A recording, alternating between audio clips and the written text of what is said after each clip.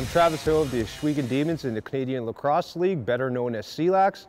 I'm here today in the beautiful CLax Community Centre in beautiful Paris, Ontario, to take you through the basics in cradling in box lacrosse. We're going to start with our hand positioning on the stick. You want to grab the stick with your bottom hand at the very end of the shaft, while placing your top hand midway to fully up the shaft, depending on your experience level. If you're just starting out, go a little bit higher up, so you'll have better control of your stick. You also, depending on the danger you're in on the floor, you may want to move it down or further up, depending on the situation that you're picking the ball up in.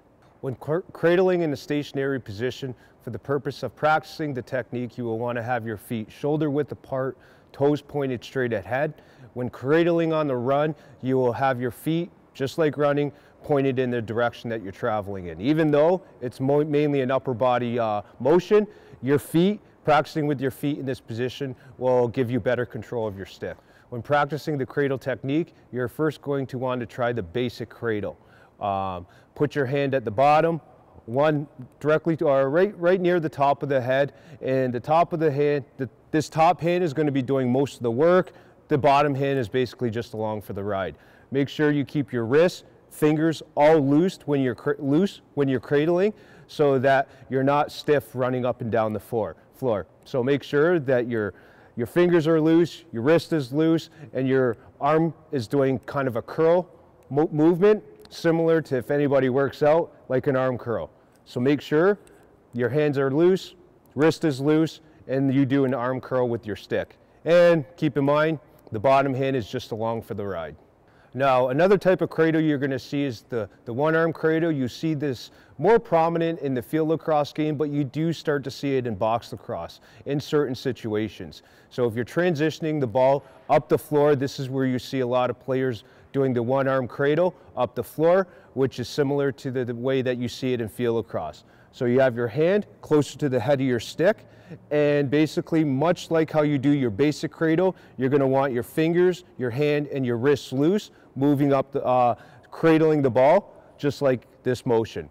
And you're going to move basically in the same direction that you're going to be running in. Now, the other type of situation you might see this in is a player offensively trying to get to the middle of the floor or trying to beat a defender. He'll basically have one hand on his stick and using his body to shield and protect the head of the stick as well as the ball.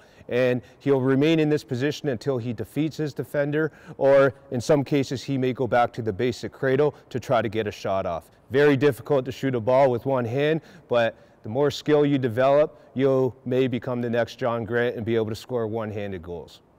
To improve your skills, make sure you're practicing all types of scenarios. Start off by cradling stationary, very basic movement, then work to cradling on the run, which is more game-like situations. Then try it with defenders in your way, with them being stationary, and then try to get them to move with you as you're learning to cradle the ball with your basic cradle as well as your one-arm cradle.